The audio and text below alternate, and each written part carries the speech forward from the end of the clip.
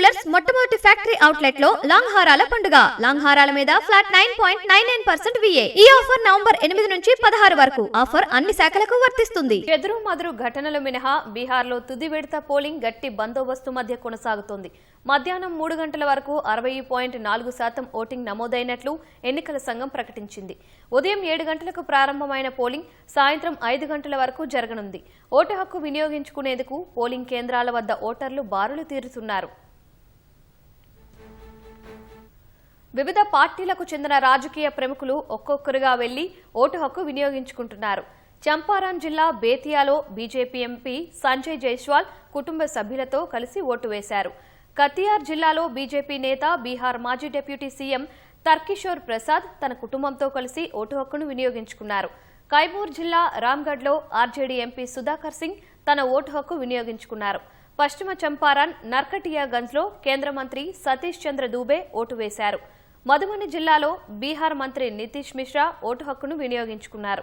కిషన్గంజ్ జిల్లాలోని ఓ పోలింగ్ బూత్లో బీహార్ బీజేపీ రాష్ట్ర అధ్యక్షుడు దిలీప్ కుమార్ జైస్వాల్ ఓటు వేశారు. రోహ్తాస్ జిల్లా కోనార్లో జన్ సూరజ్ పార్టీ వ్యవస్థాపకుడు ప్రశాంత్ కిషోర్ ఓటు హక్కును వినియోగించుకున్నారు. అరారియా జిల్లాలోని ఓ పోలింగ్ బూత్ దగ్గర బీజేపీ కాంగ్రెస్ శ్రేణుల మధ్య ఘర్షణ చోటు చేసుకుంది. ఓటర్లపై దాడి చేసేందుకు బీజేపీ యత్నించిందని కాంగ్రెస్ ఆరోపించింది.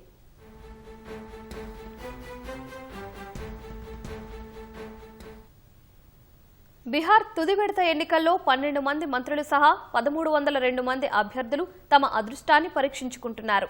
బీహార్లో 243 స్థానాలు ఉండగా 20 జిల్లాల పరిధిలో 122 నియోజకవర్గాలకు ఈ విడతలో ఓటింగ్ జరుగుతోంది. ఎన్నికలు స్వేచ్ఛగా పారదర్శకంగా జరిగేందుకు కేంద్ర ఎన్నికల సంఘం విస్తృత ఏర్పాట్లు చేసింది. 45,399 పోలింగ్ కేంద్రాల్లో ఓటింగ్ జరుగుతుండగా అందులో 40,073 పోలింగ్ బూత్లు గ్రామీణ ప్రాంతాల్లోనే ఉన్నాయి. ఎన్నికలు స్వేచ్ఛగా పారదర్శకంగా నిర్వహించేందుకు 4 లక్షలకు పైగా భద్రతా దళాలను మోహరించినట్లు ఎన్నికల సంఘం ప్రకటించింది. ఈ నెల 6న 121 స్థానాలకు తొలి విడత పోలింగ్ జరిగింది. బీహార్ ఎన్నికల చరిత్రలోనే అత్యధికంగా 65.08% ఓటింగ్ నమోదైంది. ఈ నెల 14న బీహార్ ఎన్నికల ఫలితాలు వెలువడనున్నాయి.